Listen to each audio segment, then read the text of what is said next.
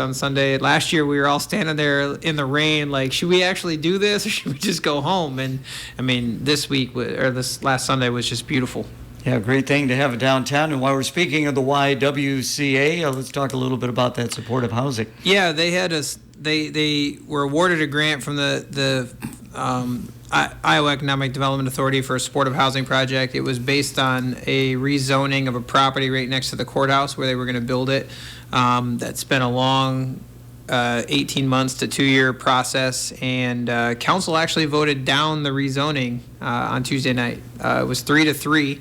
We had one abstain. 3-3 was the vote, so 3 no's, 3 yeses. So the rezoning didn't happen. So that project is, I guess, somewhat in jeopardy, so to speak. So we're going to need to try to see if we can pivot and change locations. But we'll have to work with the YWCA, and it's their project. We're just kind of helping as far as the rezoning side of things, and with a little bit of investment from the city as far as to get the project going. So we're gonna have to continue to work with them in the county and see if we can still get that done. So.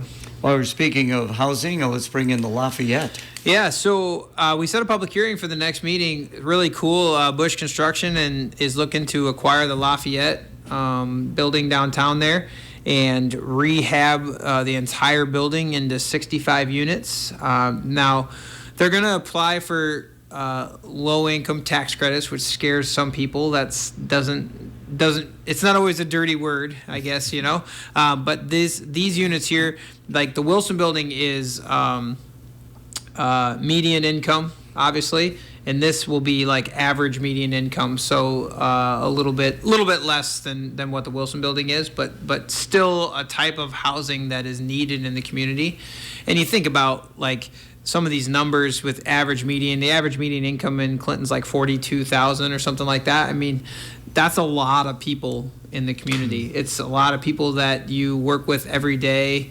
A lot of people that you go to some place for services. I mean, and that's the income they're in. So it's not a negative connotation to say low income housing or average median income or anything like that. I think it's something that'll fit really good, especially getting that building redone will be beautiful. It's been sitting empty for such a long time. How much renovation would have to go into a project like this? It's like $19 million.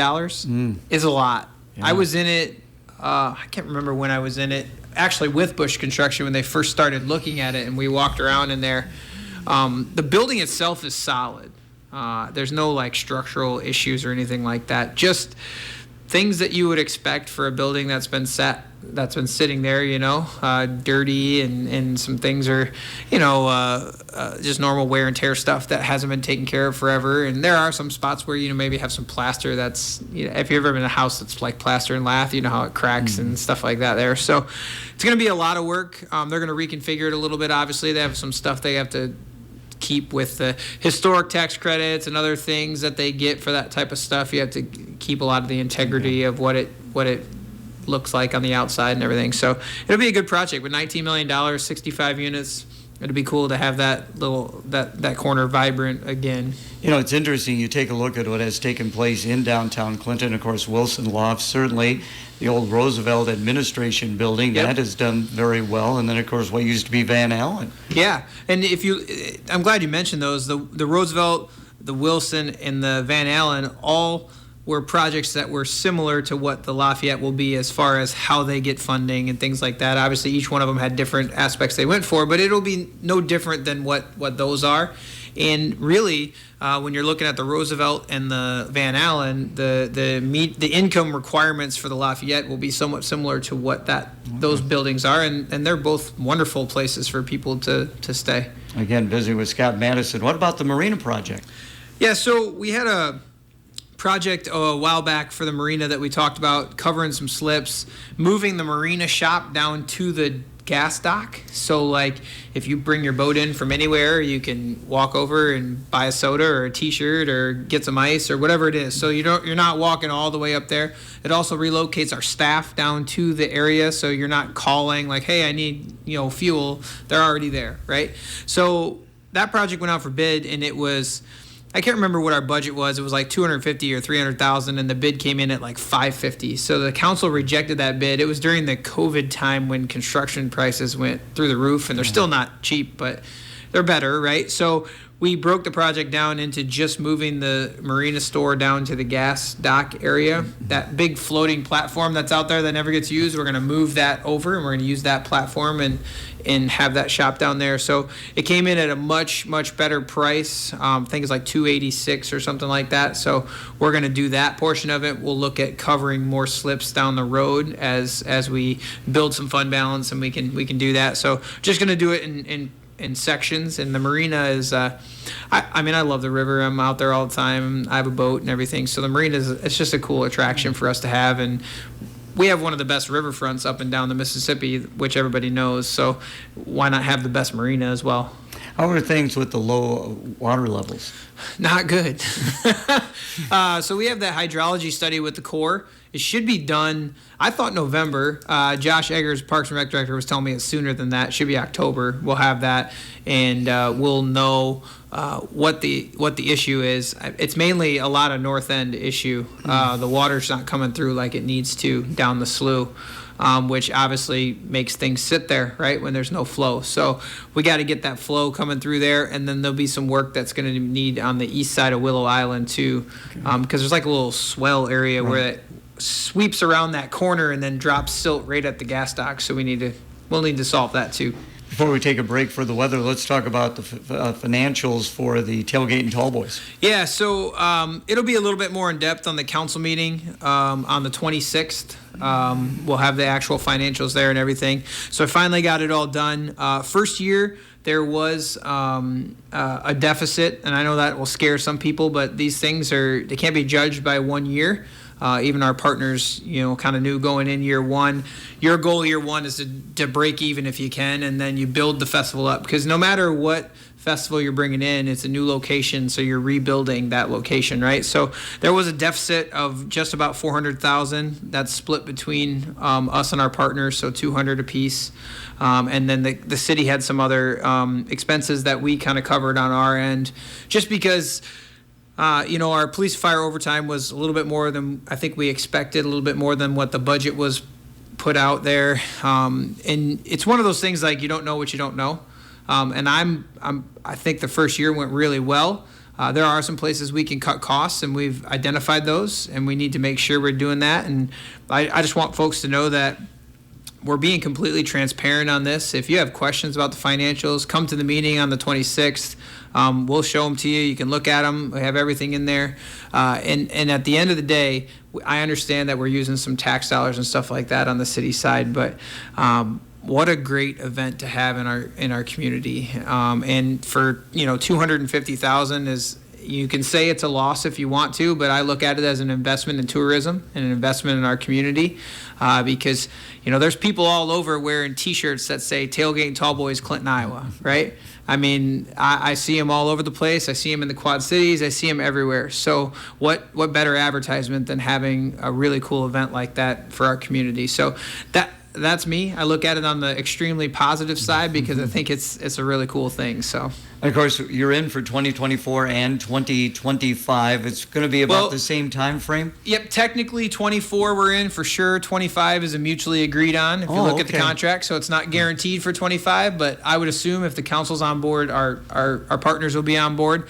So it'll be June 6, 7, and 8 next year. Okay. It's basically like the first weekend before Father's Day every year. It's kind of how it's going to shake out. I will tell you this. We have all three headliners confirmed. We have our direct support artist for Thursday confirmed. And then we have three of our artists that will be like the first or second of four that day. We have three of those, so there'll be 2, 4, 6 of those. We have half those. We have three of those confirmed too. So we're doing really well. We're hoping to announce artists beginning of October. Okay. But the artists they got to get paid half their money and all that good jazz. So we're got to work through that side of things, and we got to get contracts done. But yeah, we're rocking and rolling. We had pre-sale tickets go out there. We did really, really, really well on the first 2 days of ticket sales. Like our first 2 days of ticket sales were better than like the first month and a half last year. Amazing. So, yeah. Let's take a break for the weather. Is brought to you by Dan Dolan. Abundant sunshine on the docket for us today. With mostly sunny skies, we'll see temperatures up to about 77 degrees this afternoon with a light and variable breeze. For tonight, clear and cool again. Light winds continue and will be dropping to 51 for overnight lows. With your WQAD Storm Track 8 forecast, I'm meteorologist Andrew Stutzky. Right now, sunshine, 58 degrees. Our update brought to you by Dan Dolan. A Dan Dolan home is the perfect place to relax and enjoy your retirement years. Our age-in-place design and reverse mortgage opportunities provide convenience, accessibility, and sustainable retirement living. Our homes are energy efficient with snow and lawn care services provided.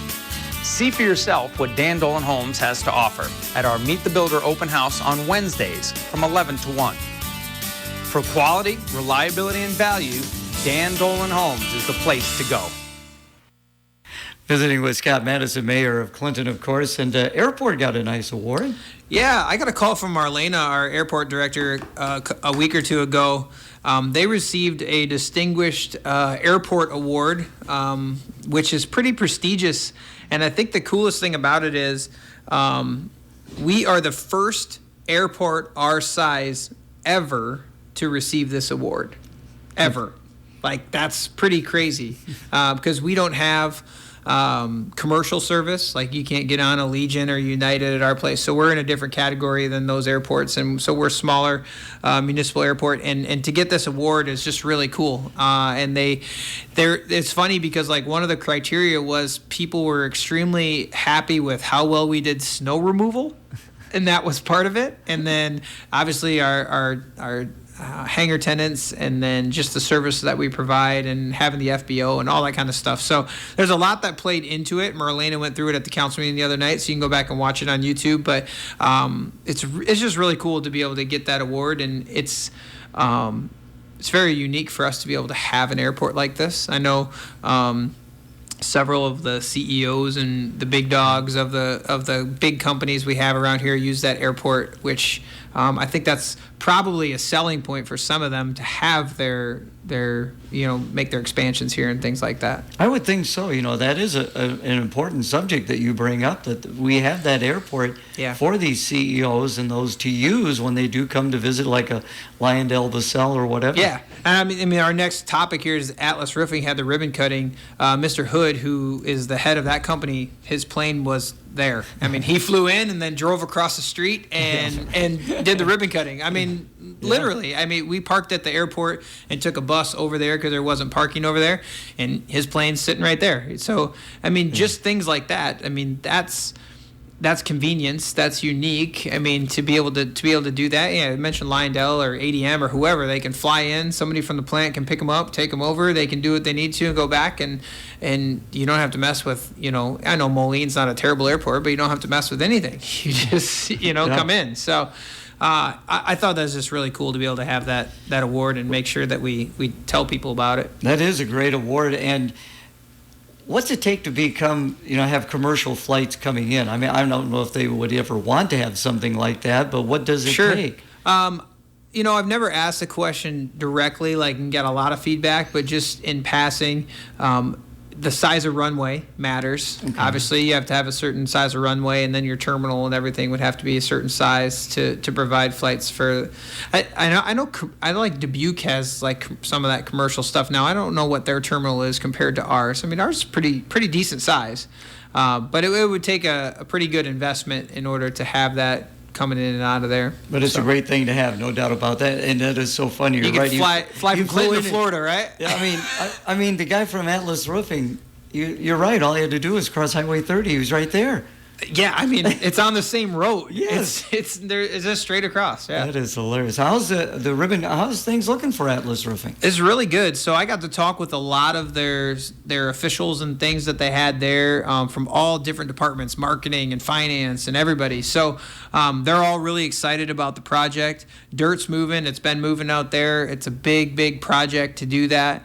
They're going to have footings for their buildings in by the end of this year. They expect in April to have the final footings and all that stuff put in, and they are going to be building by next spring, weather permitting. That's what That's what they told me.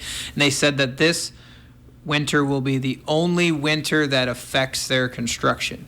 They should have everything in place that they need to by springtime to start building, and then next winter they'll be still building. They won't be pouring footings, they won't be doing that stuff. They'll just be putting that vertical infrastructure up. So you're going to see a lot of things happening there very quickly because they want to get this open, they want to get this rolling, and there's going to be, not only with that, there's going to be some public rail going in, so you're going to see some railroad tracks going in for that type of stuff. There's going to be a new road that comes in that the state gave us a RISE grant for. So I can't always forget I always call it Elvira Road, but you get off the interchange going to Lowmore there. So let's just say you're coming east, you take the interchange, you're going towards Lowmore, you'll be able to take a left about halfway down to Lowmore there and drive straight into the park. Okay. So it's going to be really, really cool. We work with the city of Lowmore. They annexed us some land, so the city of Clinton is actually going to maintain that road and plow it and all that stuff. Because it's been kind of weird to have half and half, like Lowmore does half, we do half, and I think it's going to open up a lot of, hopefully, economic investment for Lowmore, too. You never know, you might see a gas station pop up or a truck stop or something, because there's going to be a lot of trucks coming for Atlas and then other businesses that we have out there as well. Yeah, that's interesting. It could be a big boon for Lowmore. It really could, and I hope it is. I mean, I hope they see something outstanding from this, because it's just a really good partnership. Two cities kind of working together for the common good, and I think my grandparents grew up or my dad grew up in Lowmore. My grandparents lived out there. I used to go out there when I was a kid. So it's always been a good place in my heart too. So hopefully they get a big boom out of this. There you go. They could be a suburb of Clinton. Council going to the League of Cities next week. Yeah, I just think it's cool to mention the League of Cities is something that we're a part of, and they always have a big conference every year with presentations. And I went. Last year I was at another conference, so I didn't go, but the year before, and that's when we won the award for the Jurgensen Soccer Complex. So it's just a lot of good stuff out there, a lot of good seminars and presentations about different things at the state level. I know with the tax law stuff that's been changed by the state government, I know that's going to be a big thing that those council members and our city administrator are going to be looking at out there just to learn and all that. So got a good team going out there next week, so it should be hopefully get a lot of good feedback and a lot of good information coming back from that. You're saying it's in Cedar Rapids now. Yeah. What size cities go to this? Is it primarily like the communities the size of Clinton and Muscatine, something along those lines? Everybody. Okay. Yeah, you'll see big cities, small cities. There's a lot of people there. I mean, hundreds upon hundreds of people go to these things. So they're always in a big area like that. Just because you got to have the hotels, you got to have the capacity to do that. So yeah, it's a big deal, and the League of Cities really is good. It's a good place. It's a good thing. Good resource for a city. I mean, I'm on the legislative policy committee with the League of Cities, which is nice because all session long while the state's in session, I get weekly meetings, weekly updates about the legislation that's coming through, what to look for, and they also help us out on a lot of other things if we need it too. I would imagine they got lobbyists then out there in Des Moines. They do. Yep. Yeah. And those are the people that do the legislative policy. We actually have our own lobbyists too. The city of Clinton, DeWitt, Comanche, the county, Grow Clinton, we all pitch in, and we actually have our own lobbyists that we work with on legislative pieces too. So we're very unique. We're the only like county that does it together. Other cities have some, but we're the only county that does it as a group. So that's interesting. Now, how often do you hear from your lobbyists? Right now, not a whole lot, but during session, it's weekly or more. We actually have a legislative policy committee. We actually are going to meet for the first time this year, or since last legislative session tomorrow. Actually, so it's got a lot of the local stakeholders involved too, some businesses, some government, all that kind of stuff. Getting busy with Scott Maddasion. Great to have you in. Going to wrap things up. South 4th Street buildings. Is that other building going to come down, or what's the story there? Okay, it's going to. So if you drive by there right now, there's tarps over everything, right? Those buildings were never when the city acquired them, they weren't safe enough to remediate the asbestos from those buildings, right? So we're assuming because of the era they're built in, that's in there. So what the emergency demolition was to knock the buildings in, put them in a giant pile, cover it up.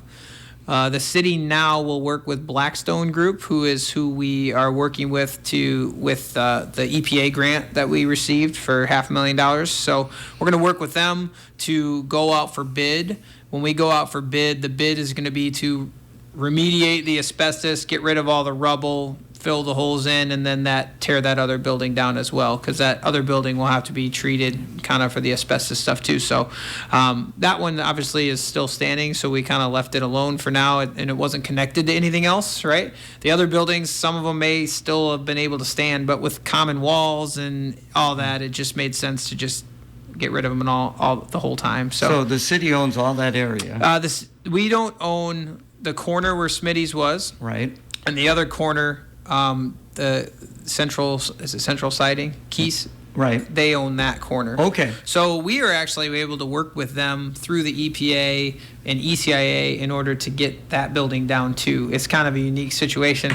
Yeah. It boggles your mind, but we were able to work with them and get that down too, and get that part of the project, which is very cool too, because then they didn't have to kind of deal with that either. You know, on the other side of the street, you know, you got that big grassy area. I can recall when there were all kinds of homes that were in that area.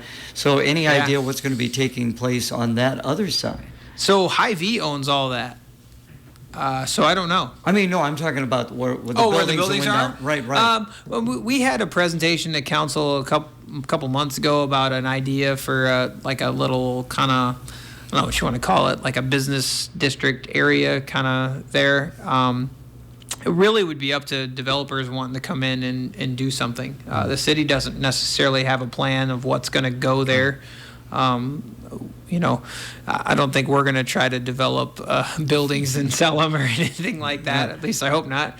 But yeah, so we'll work with people, and it'll just become part of our marketing as far as, you know, when we're working with the retail strategies or all those other places, or if we have retailers reach out to us or businesses, that'll just be ground that, you know, I mean, you think about where Scooters is.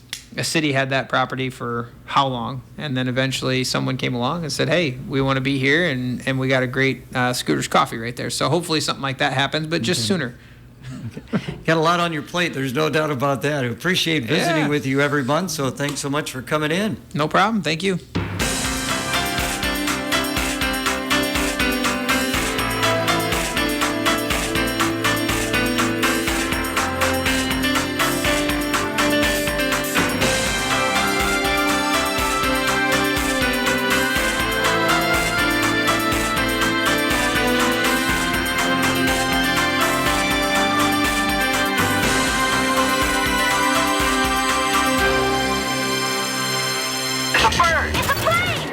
The Dan Patrick Show. Dan Patrick.